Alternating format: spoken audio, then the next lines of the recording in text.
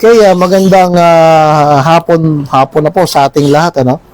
So, this afternoon, mga kapatid, ang title po ng pag-uusapan natin, pag-aaralan natin, is God's Act of Reconciliation, mga kapatid. It's God's Act of Reconciliation. Okay, as an introduction, ang definition ng reconciliation ay, ito ibig sabihin, means a change, an exchange, or restoration of favor, no? So, sabi dyan, a change, an exchange, and restoration of favor. No?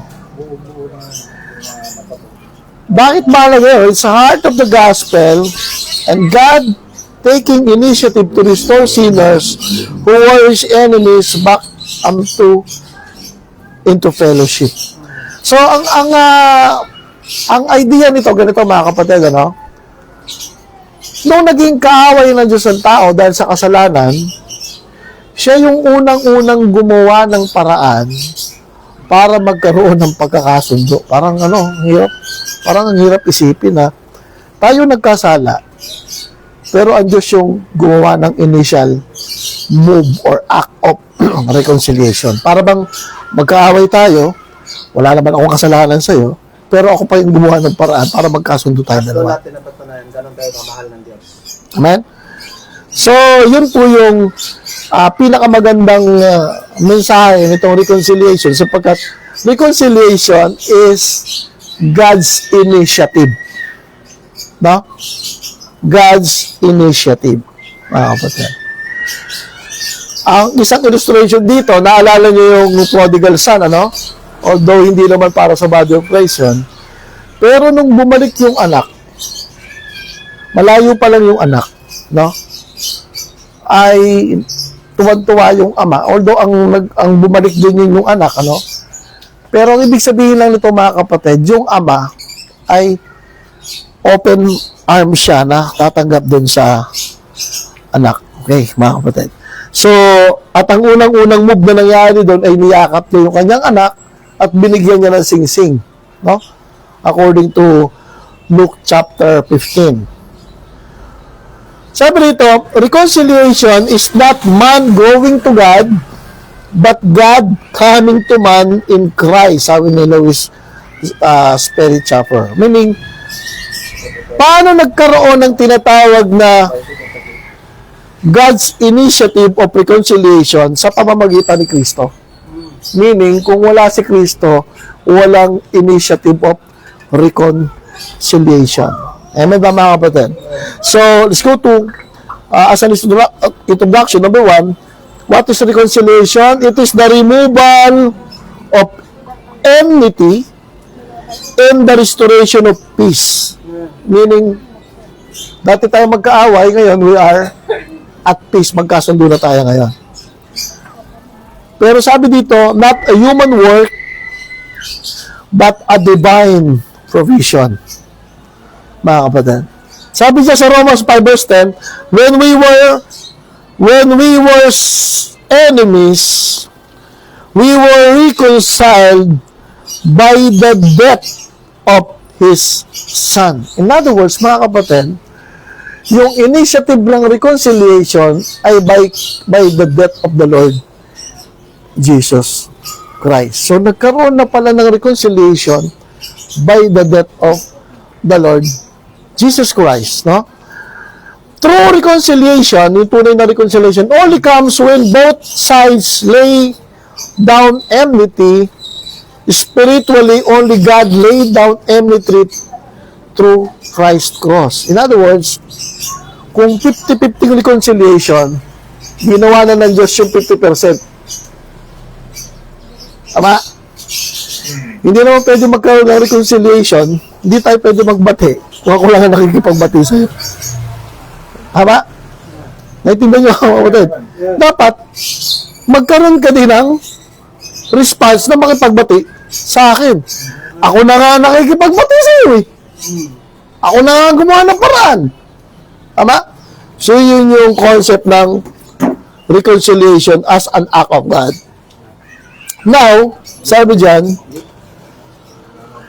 why we need reconciliation? Bakit ba natin kailangan ng reconciliation? Because we were enemies of God. Lahat po tayo, mga kapatid, ay kaaway ng Panginoon. Sin has created hostility between man and God. Kaya tayo naging kaaway ng Diyos dahil sa kasalanan. Dahil sa kasalanan. Mga kapatid. So, in other words, mga kapatid, lahat ng makasalanan o lahat ng nagkasala ay kaaway ng Diyos. Pero in this dispensation, mga kapatid, ang Diyos ang gumawa o unang-unang hakbang para tayo ay magkaroon ng pagkakasundo sa Diyos. No? So, without reconciliation, only wrath remains. No? By the way, as an illustration, let's go to John. Tignan niyo, mga kapatid, ano? Parang ganito, no? Just illustration. Sabi ng John chapter 3, sabi dyan, tignan natin yung verse 36, John 3:36. He that believeth on the Son hath everlasting life. In the kingdom program, no? He that believeth not the Son shall not see life, but the wrath of God abideth in him. So, kung tayo po ay hindi nakipagkasundo sa Diyos, sa kabila ng pakipagkasundo niya sa atin sa pamamagitan ng kamatayan ng Panginoon, we will be the object of God's wrath and judgment. Tandaan natin na ang lahat ng tayo nagkasala, Romans 3:23, ang lahat ng tao ay nasa ilalim ng katulan, Romans 3:19, at tayong lahat talaga ay kaaway talaga ng Diyos. Pero mga kapatid, in this dispensation of grace, mga kapatid, ang Diyos ang gumawa ng paraan upang magkaroon ng reconciliation. Okay? Kaya ba, kapatid? So, dapat natin maunawaan yan na gano'n ang ginawa ng Diyos ngayon. First move yun, ano? Initiative, no? Saka nakakita na magkaaway kayo, wala ka namang ginagawang kasalanan doon sa tao, pero ikaw pa yung gumawa ng paraan para magkasundo kayo. Amen ba? Amen. Yun yung gustong mangyari natin dito, no? Sabi dito, the essence of reconciliation is not man reaching God, but God Himself removing the barrier, no? Yung barrier, yung naghihiwalay sa atin at sa Kanya, tinanggal ng Diyos yun. Amen? Sa pamamagitan ng Panginoong Kristo. And let's go to number 1. Point number 1. The provision of reconciliation. Kailan ba na-provide? Kailan ba nagsimulang ipinrovide ng Diyos ang reconciliation? Let's go to Romans 11:15. Sabi po dyan, mga kapatid, for if the casting away of them, the casting away of Israel, be the reconciling of the world, so, meaning nung itinakwil temporary rin ng Diyos ang Israel, nagkaroon ng tinatawag na, sabi dyan, be the reconciling of the world. Actually, yung word dito ay may kinalaman sa lahat ng taong kaaway ng Diyos. Eh, meron bang hindi kaaway ng Diyos? Eh, lahat naman tayo nagkasala.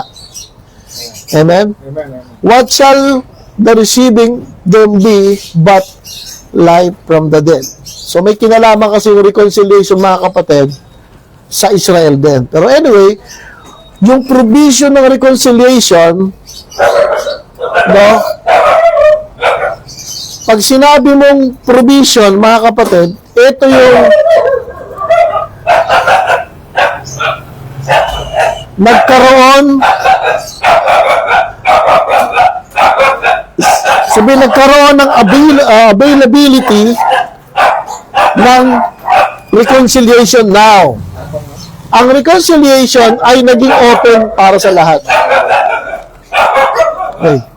Let's go to 2 Corinthians chapter 5 verse 19. Sabi dyan, to wit or to know that God was in Christ, reconciling the world to himself. At ano ba ang ibig sabihin ng reconciliation? Sabi dyan, not imputing their trespasses on them, and had committed unto us the word of reconciliation. Ano ibig sabihin, mga kapatid? Ito yun. Yung kasalanan, listen. Yung kasalanan ng mga tao ngayon ay temporarily hindi ibinibilang sa kanila. Temporarily lang yan. Halimbawa, because of reconciliation, ang lahat ng tao ngayon ay pwedeng patawarin o may kapatawaran. Bakit? Kasi yung kapatawaran, ginawa na ng Panginoon sa Kristo yan. At paano niya reconcile ang Diyos ang mundo sa Kanya sa pamamagitan ng kamatayan ng Panginoon sa Kristo. Amen ba? So ngayon, mga kapatid, lahat ng tao ngayon ay pwede nang makipag-ayos. Kasi ganito yan. Kung ikaw ang makikipag-ayos sa Diyos, walang ganun eh. Tama? Kung hindi makipag-ayos sa Diyos, di ba? Lang din dahil sabihin? Kung makikipag-ayos ka nga sa Diyos, ayaw naman ng Diyos, magagawa ka ba? Pero ang maganda rito, siya yung unang nakipag-ayos sa pamamagitan ni Kristo. Siya na yung nagtanggal ng barrier para tayo ay makipagkasundo. Amen, mga kapatid. At yung kasalanan mo, hindi pa binibilang ngayon sa'yo. Pero, hindi nangangahulugan na pag namatay ka na, kasi, ang danger sa reconciliation, yun yung tinatawag na universal reconciliation, na lahat daw ng tao ay reconciled na, meaning lahat ng tao ay ligtas na, no? Ang provision ng reconciliation, ibig sabihin, ang reconciliation is para sa lahat. Pwedeng lahat ng tao ay nakipagkasundo ang Diyos sa lahat ng tao. Pero does that mean na nagkaroon na talaga ng pakikipagkasundo unless na yung taong yon ay sumampalataya sa death, burial, and resurrection upang siya ay magkaroon ng pakikipagkasundo sa Diyos. Magsalubong sila sa reconciliation. Amen ba? Pero napaganda na ginawa ng Diyos nung namatay si Kristo, siya na yung nakipag-reconcile. Kasi bakit ganito lang naman yan eh? Ano ba yung naghihiwalay sa atin sa Diyos? Ano ba? Kasalanan? Di pinagdala ng Diyos yun. Tama? Namatay si Kristo para sa kasalanan ng lahat ng tao. Hindi naman kasi tayo naniniwala na si Kristo ay namatay lang para sa mga elect. Walang ganun sa Biblia, no? Si Kristo, ang provision ng reconciliation ay para sa lahat. Amen? Kaya nga provision eh. The reconciliation is the initial act of God in Christ. God Himself initiated the reconciliation. God was in Christ reconciling the world unto Himself. The potential, ito yun, the potential reconciliation of the world. Kaya nagkaroon ng potential, hindi ibig sabihin potential, may possibility, pero it does not mean na actual or positional sanctification. Pero ang ibig sabihin nun, parang ganito yan eh. Binuksan na yung langit, papasok ka na lang. Hindi yan. Kahit buksan yung pistok, parang may pistok na. Alam sa government, may pistok, no? Alam niyo yan, no? Ang mga rebelde, no? Diba? Okay. Sige, pistok tayo. O sige, kami na yung nalapit, kami na yung makipagkasundo. Kayo, ano naman kayo? Oo o hindi. Depende sa response nila. Ganon din sa ngayon. Ama, ang maganda sa dispensation of grace, yung act of reconciliation, ang unang gumawa niya ng Diyos. Tama ba? Kasi kung ang tayo gagawa, kung ayaw ng Diyos, wala magagawa. Pero, napakaganda ng ginawa ng Diyos kasi siya pa yung lumapit. Siya pa yung lumapit. At tinayaan niyang mamatay si Kristo sa lahat ng tao para hindi ipataw sa kanilang mga kasalanan ngayon. Pero hindi ang complete forgiveness, ha? potential forgiveness yan. Hindi pa yan complete. Kasi tayo, nagkaroon ng complete forgiveness nung tayo ay tumanggap sa death, burial, and resurrection. Na-apply sa atin. Na-apply na sa atin yung salvation. Pero sa kanila, hindi pa. Unless, na sumampalataya sila dun sa word of reconciliation. Eh, no, yung word of reconciliation, death, burial, and resurrection lang naman yun. Gospel. Wala namang, meron ka bang ibang ipapangaral para mag-reconcile ng tao sa Diyos? Wala namang iba. So, yun lang yung gusto kong maiparating sa inyo, mga kapatid, no? To be clear about the potential reconciliation of the world. In other words, yung God's act of reconciliation is the potential or provision and potential reconciliation of the world. In other words, nasa iyo pa rin, nasa tao pa rin, kung tatanggapin nyo yung pakikipagkasundo. Halimbawa, ikaw, may kaaway ka. Baliktad nga ang Diyos kasi hindi ka naman inaaway ng Diyos, ikaw umaway sa Diyos eh. Diba? Binayolate mo yung batas ng Diyos, nagkasala ka sa Diyos, pero sa kabila ng lahat ng bagay na yun, ang Diyos pa rin ang lumapit sa iyo para magkasundo sa pamagitan ni Kristo. Eman ba? Ang Diyos ba ay mabuti o masama? Buti.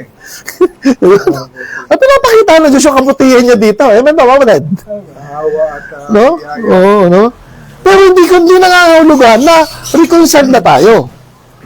Ang mundo, hindi pa. Pero nandun na sa tinatawag na potential reconciliation because nagkaroon na ng provision.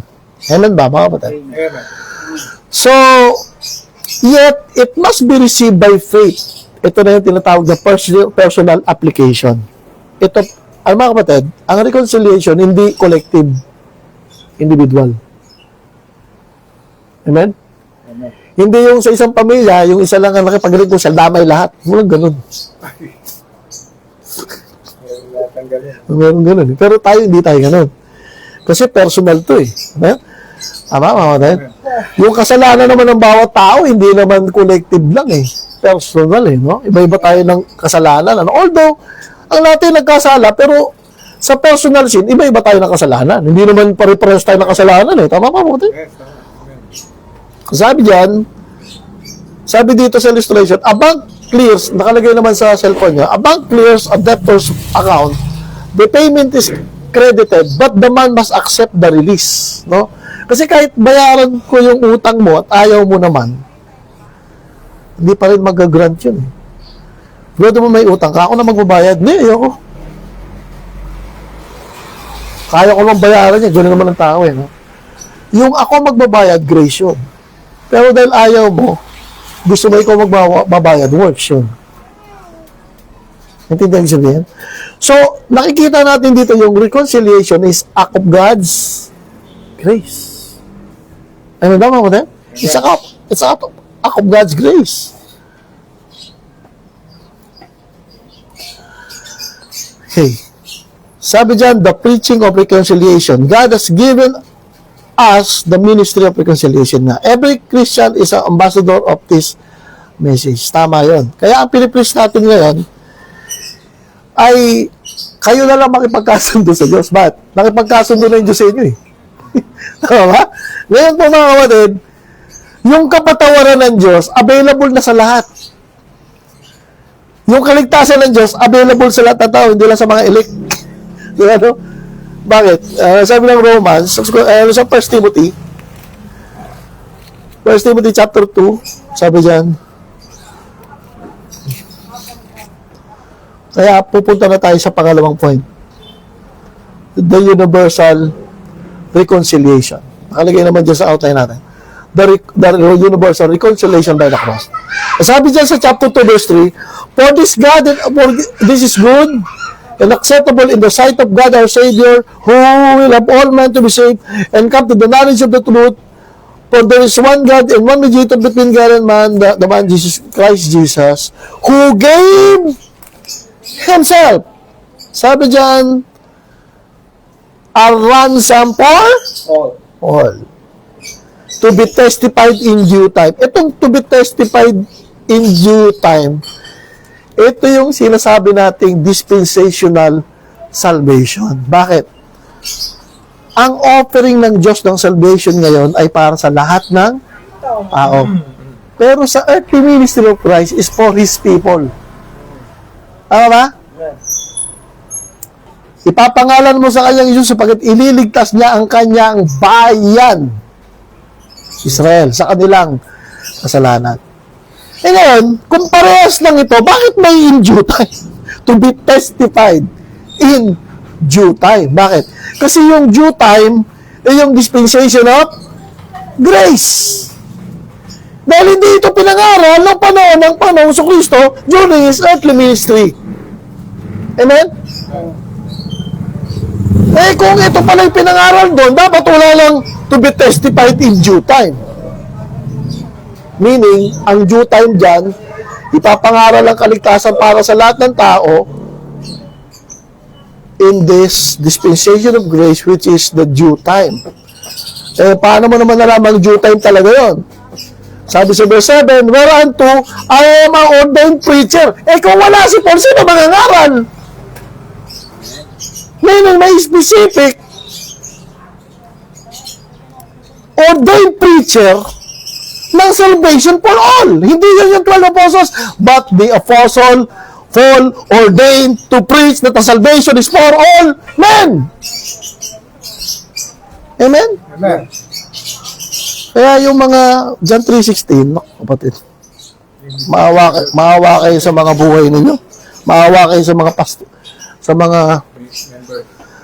members ninyo. Kasi may due time dito, no? At yung due time na yan, yun yung salvation for all, ransom for all. At ang ordained preacher, walang iba kundi si? Eh, kung ipipreach pala ng 12, dapat hindi na nag-ordain. Amen. Correct. Amen? Eh, ba't nag-ordain pa? Whereunto I am ordained preacher, an apostle. I speak the truth in Christ, and lie not, a teacher of the Gentiles in faith and verity. Amen ba, kapatid? Amen. So, yung reconciliation, hindi ipipreach yan sa earthly ministry of Christ. Bakit?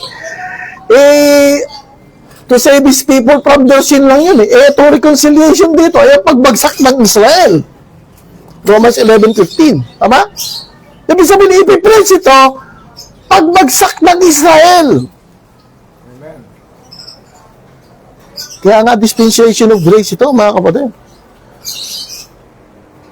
1 Timothy 4:10. For we both labor in suffer reproach because we trust, sabi dyan, we trust in the living God, na ano daw, who is the Savior of all men, especially of those that believe.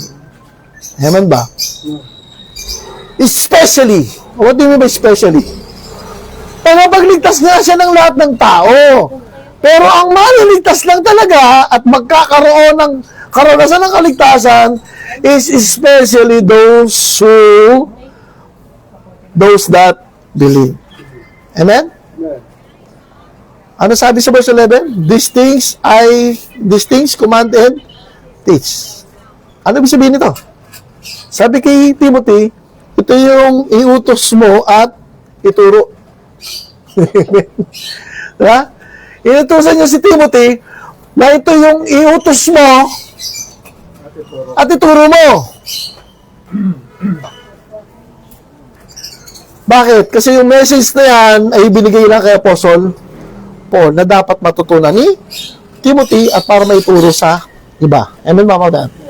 So, dyan, makikita natin na yung salvation o yung universal reconciliation by the cross, ito po ay, pag you say universal, it is for all men without distinction. Amen? Pero di sinasabing without exemption. Bakit? Yung without distinction, kahit sino. Pero yung without exemption, dapat may pananampalataya. Hindi pwedeng kahit walang pananampalataya, ay ililigtas ka ng Diyos. No? Kaya nga may especially those that believe. Kailangan ng pananampalataya dito. Okay. And let's go to Colossians chapter 1:20. Sabi dyan, and having made peace, ano daw? Ito na yung reconciliation, no? And having made peace through the blood of His cross, by Him, to reconcile all things unto Himself. By Him, I say, whether there be things in earth or in things in heaven. So, sabi dito, verse 21, in you, that were sometimes alienated and enemies in your minds by wicked works, yet now hath reconciled. Sino kausap niya dito? Verse 22, in the body of His flesh, through death, and present you holy and unblameable and unprovable, unreprovable in His sight. No? In other words, ang kausap niya dito mga kapatid ay yung mga body of the Lord Jesus Christ. Amen ba mga kapatid? Now, ganito. Napansin niyo ba na cross yung reconciliation? Tama ba? Okay, yan yung initial na ginawa ng Panginoon. Yung provision ng reconciliation ay yung cross. Kaya namatay si Jesus Christ for provisional reconciliation. Ayan po ba, mga kapatid? Yun. Kung di siya namatay, walang tinatawag na provisional reconciliation. Let's go to number 3.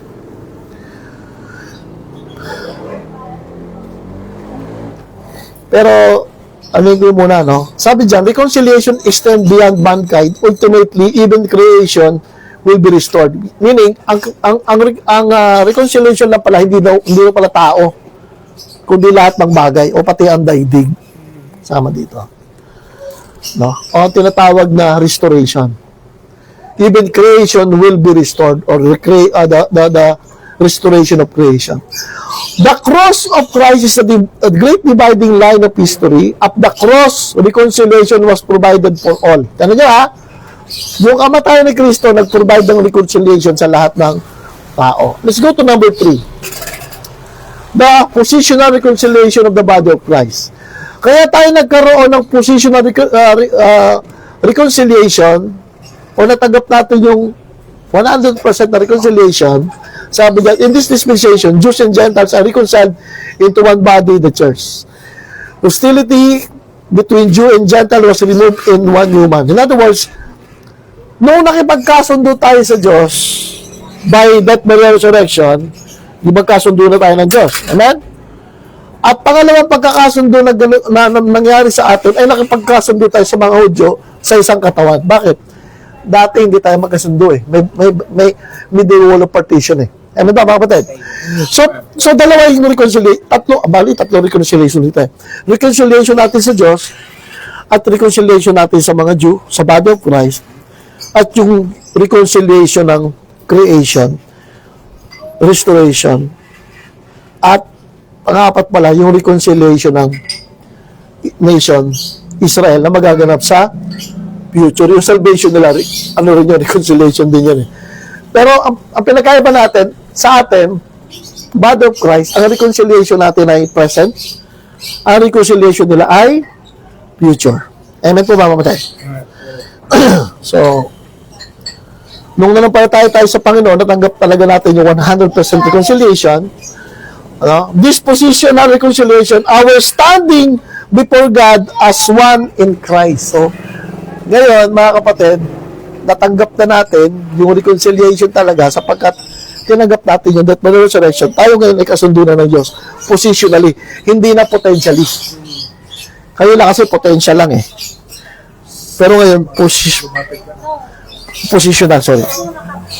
Positionally. Amen? So ito na, natanggap na, na-apply na sa ating yung reconciliation.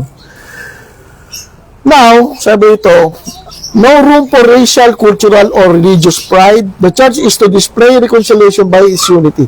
Ngayon, listen, paano tayo mangangaral ng reconciliation, Ray, kung yung body of Christ ay hindi nagkakasundo? Hindi din sa'yo na. No? Sabihin natin sa Diyos na makipagkasundo tayo sa Diyos. Baka bumalik sila. Ba't kayo nag-aaway-aaway?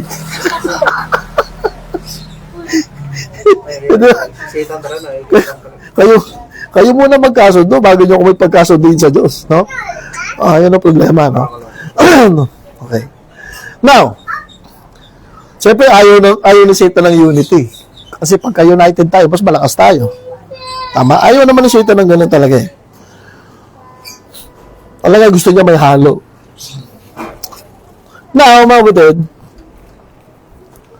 the church is the one human in which the middle wall of partition is broken down. Here alone is to reconciliation realized. So, nung nasa body of Christ ka na, nakipagkasundo ka na sa Diyos at nakipagkasundo tayo sa Diyos sa one body.